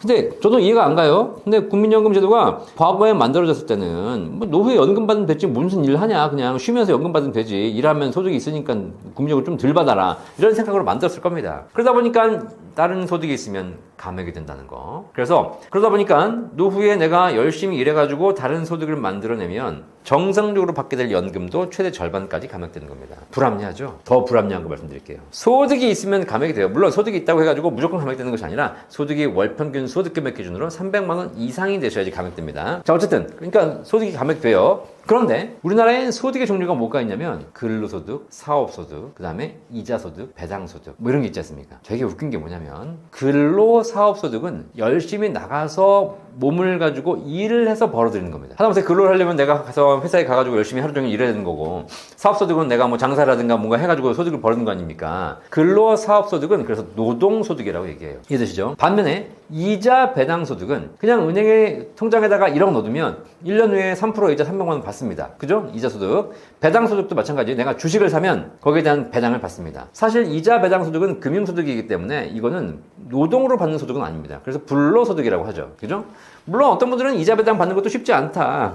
그것도 내가 고민해야 된다고 얘기하시는 분도 계시겠지만 적어도 노동의 가치 측면에서 보면 근로사업소득은 굉장히 고생해서 소득을 벌어들이는 것이고 이자 배당은 그에 비하면 사실상 어떻게 보면 돈을 가지고 수익을 벌어들이는 불로소득에 해당하는 것이죠. 그죠? 자, 그러면 노후에 근로사업을 하시는 분들이 더 힘들어요? 이자 배당이 있으신 분들이 더 힘들어요? 근로사업 하시는 분들이 더 힘듭니다. 그죠? 그리고 국가는 노후에 일을 지금 더 장려하고 있지 않습니까? 노후에 집에서 놀지 말고 가서 일 좀 하십시오. 끝까지 생산력을 좀 보강해 주십시오라는 구조로 노후에도 일할 수 있는 여러 가지 일자리들을 많이 좀 제공하고 있어요. 그죠? 그러니까 노후에도 근로사업을 통해서 소득을 만들어내는 것이 굉장히 중요하고 국가도 장려하고 있습니다. 그런데 국민연금은 노후에 근로사업 소득이 있으면 감액이 됩니다. 일하라고 해놓고 일을 하면 감액을 시켜버려. 그런데 이자 배당 소득이 있으면 한 푼도 감액되지 않아요. 이 감액제도가 되게 웃긴 게 뭐냐면 이자 배당 소득은 싹 빼버리고 근로사업 임대소득이 월 소득 금액으로 300만 원 이상 있으신 분들은 국민연금이 감액됩니다. 하지만 이자 배당 소득이 월 100만 원, 월 1000만 원, 월 1000억이 있어도 국민연금은 한 푼도 감액되지 않습니다. 잘못된 겁니다. 노후에 65세 이후에 내가 은퇴 이후에도 더 소득을 만들어내기 위해서 열심히 근로 사업하시게 되면 국민연금 반밖에 못 받고요. 집에 앉아가지고 띵까띵까 하면서 그냥 뭐 주식이나 굴리고 그 다음에 은행에 예금에 넣어놓고 이자 받고 이러면 국민연금 다 받을 수 있습니다. 아시겠죠? 그럼 여러분들이 국민연금 다 받으려면 어떻게 하셔야 돼요? 그쵸? 노후에 괜히 가가지고 내가 열심히 일하겠다고 근로 사업하시면 안 돼요. 그냥 집에 앉아서 띵까띵까 돈놀이 하셔야 됩니다. 아시겠죠? 지금 법이 그렇습니다. 아시겠죠? 뭐 법이 언제 바뀔지 모르겠지만 지금 그래요. 네. 자, 그러니까 뭐 알아서 판단하십시오. 네. 국가가 제도를 이렇게 잘못 만들어 놓으면 국민들이 잘못된 방향으로 행동하게 되는 겁니다. 근데 사실 이 제도가 잘못 만들어지긴 제도라기보다는 너무 오래전에 만들었던 제도거든요. 그 당시에는 사실 뭐 평균 수명도 길지 않았고 노후에 일하면 뭐 하냐 그렇게 해서 만들어 놓은 건데요. 지금 이제 시대가 바뀌어서 지금은 노후에도 일하는 것이 더 중요하고 평생 현역 평생 일하면서 소득을 만들어내는 것이 중요하다라고 국가도 강조하고 있고 그걸 권장하고 있는 세상 아니겠습니까? 그럼 거기에 맞춰 제도도 바꿔주셔야죠. 어쨌든 이렇게 국민연금이 굉장히 좋은 연금 제도이지만 이렇게 허점들을 가지고 있고요. 또 연금 탈 때 세금도 내셔야 되는 것이고 감액도 당합니다. 그나마 국민연금은 5년간만 소득이 있으면 감액이 됩니다. 그리고 5년 연금 개시한 날로부터 5년 이후에는 소득이 있어도 감액당하지 않습니다. 그리고 내가 진짜 감액받기 싫다 그러면 국민연금을 5년간 연기하시면 감액 없이 더 많은 연금 받을 수 있기 때문에 이런 제도들이 피할 수 있는 제도가 있습니다. 하지만 공무원연금, 사학연금은 퇴직한 이후에 연금 받으면서 소득이 있으면 똑같이 절반까지 감액이 되고요. 사학연금과 공무원연금 이런 연금들은 소득이 있으면 5년간만 감액되는 것이 아니라 평생 감액됩니다. 평생. 아시겠죠? 네. 그러다 보니까 평생 사학연금을 내고도 절반밖에 받지 못하는 그리고 그 절반 받으면서도 세금을 내다 보니까 오히려 절반의 절반도 받지 못하는 이런 분들도 생기고 있더라. 그래서 오죽하면 반에 반토막 난다라는 얘기가 있거든요. 자, 그래서 연금에 대한 여러 가지 제도를 조정해야 될 필요가 있겠지만 결국은 퇴직 이후에도 열심히 근로 사업하시는 분들에게 이렇게 페널티를 부과하는 것은 그렇게 바람직하지 않은 것이다. 제가 우리 떠먹TV 구독자 여러분들 내용을 잘 한번 주지해 보시고 이렇게 열심히 말씀드린 이유가 뭐냐면 어쨌든 연금이라는 제도가 좋든 나쁘든 떠나서 잘못된 제도, 국민들을 잘못된 방향으로 이끌어갈 수 있는 제도들은 하루빨리 개선되어야 될 것이다 라는 측면에서 말씀드렸으니까 여러분도 잘 확인하셔가지고 여러분 노후 준비에 참고하시기를 바라겠습니다. 국민연금에는 불합리한 제도라기보다는 제가 보기에는 뭔가 좀 부익부 빈익빈을 조장하는 제도가 있습니다. 국민연금이 사회보험이기 때문에 어려우신 분들에게 더 지원을 해주는 제도인 것이 맞거든요. 그죠? 그런데 제도의 일정 조건을 보면 오히려 부자에게 유리한 조건이 있어요. 대표적인 제도가 바로 국민연금 조기수령 제도와 국민연금 연기연금 제도입니다. 국민연금은 정상적인 연령이 되면 63세, 64세, 65세 나이별로 다른데 이 연도에 연금을 개시할 수 있습니다. 그런데 국민연금이라는 게 노후에 받는 거다 보니까 좀 상황에 따라서 이걸 좀 빨리 받고 싶다라고 하시는 분들 계시잖아요. 그죠? 내가 돈이 없어가지고 당장 먹고 살 게 없는데 언제 기다리냐. 빨리 달라. 조기 수령 원하시는 분이 계십니다. 그리고 나는 돈이 여유가 좀 있으니까 지금 당장 필요 없으니 좀 늦게 달라라고 해서 연금 개시 시점을 연기하시는 분들이 계십니다. 국민연금은 정상 개시 연령보다 5년간 먼저 받을 수 있고 5년간 늦춰 받을 수 있습니다. 이해되시겠죠? 자, 그러면 뭐 똑같은 금액이라면 다 일찍 받겠죠. 누가 늦춰 받아요? 빨리 받는 게 좋지. 그렇기 때문에 일찍 받으신 분들은 정상 연금액에서 일찍 받는 횟수에 따라서 1년에 6%씩 감액을 해서 지급합니다. 정상적으로 받을 금액이 100만 원인데 1년 일찍 받게 되면 94만 원씩 평생 받는 것이고 2년 일찍 받게 되면 88만 원씩 평생 받게 되는 것이고 최대 5년을 일찍 받게 되면 6% 곱하기 5 30%가 감액된 70만 원을 평생 받게 돼요. 반면에 돈이 여유가 있어서 늦춰 받겠다 그러면 늦게 받는 거니까 올려드려야죠. 그래서 올해 받는 것이 100만 원인데 내가 올해 안 받고 내년부터 받겠다. 그러면 1년 늦춰 받으시니까 7.2%씩 올려드립니다. 그래서 내년에 받으면 107만 2천 원씩 평생 받는 것이고 내후년에 받으면 114만 5천 원씩 평생 받는 것이고 5년을 최대로 늦추시게 되면 36% 올라간 136만 원을 평생 받게 됩니다. 여기까지 이해되셨죠? 자, 이래서 이론은 뭐냐면 일찍 받으신 분들은 감액을 하고 늦춰 받으신 분들은 증액을 해서 드립니다. 이거 당연히 맞는 개념이죠. 그죠? 자, 그런데 문제가 뭐냐? 이 감액률, 이 증액률이 너무 기울기가 크다는 겁니다. 빨리 받으셔야 되는 분들에게는 6%씩 감액하는 것은 굉장히 좀 과다한 감액률인 것이고요. 늦춰 받으신 분들에게 7.2%씩 올려드리는 것도 굉장히 많이 올려드리는 거예요. 그러다 보니까 여유가 있으신 분들은 다 이제 연기하시는 겁니다. 왜냐면 내가 연금 받아가지고 통장에 쌓아둬봐야 2% 3% 이자도 못 받는데 이걸 늦춰 받게 되면 7.2%씩 올려주지 않습니까? 그죠? 물론 늦게 받는 것에 대한 불이익은 있지만 그 늦게 받는 것에 대한 불이익 대비 올라가는 연금액이 엄청나게 많이 올라간다는 겁니다.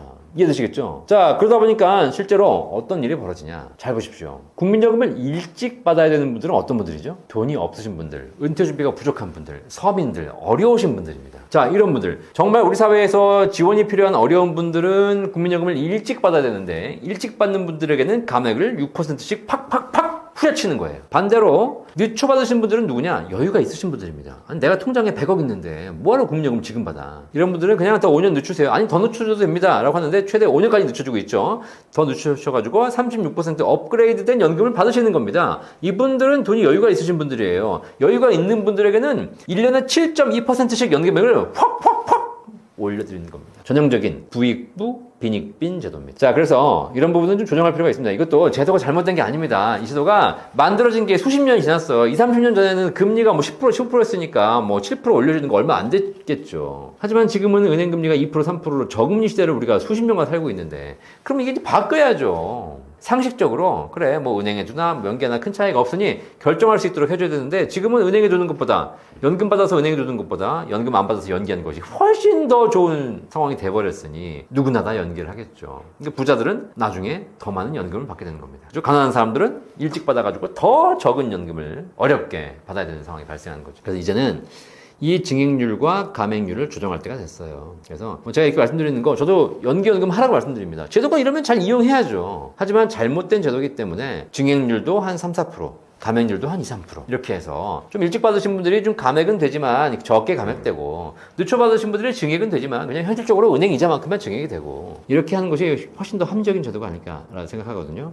이런 부분도 조정을 해주시기 되게 좋을 것 같고요. 어쨌든 제도 조정과 관계없이 현재 제도는 이렇습니다. 그래서 혹시라도 내가 국민연금을 받는데 여유가 있다 라고 하시는 분들은 무조건 늦춰 받으셔야 됩니다. 이렇게 늦춰 받으라고 얘기하시면 꼭 질문하십니다. 일찍 죽으면 어떡합니까? 그죠? 아니, 일찍 죽을 줄 알면 일찍 받아야지. 근데 일찍 죽을 줄 모르지 않습니까? 늦춰 받으시고 80세까지만 사시면 됩니다. 아시겠죠? 네. 늦춰 받는 사람들이 좀 불리하지만 80세가 넘어가게 되면 일찍 받으시는 것보다 늦춰 받으시는 분들이 훨씬 더 누적 수령액이 커지게 되거든요. 그래서 80세 이상만 살 것 같다? 그럼 늦춰 받으시면 되겠고요. 80세 이전으로 돌아가실 것 같다? 그럼 일찍 받으십시오.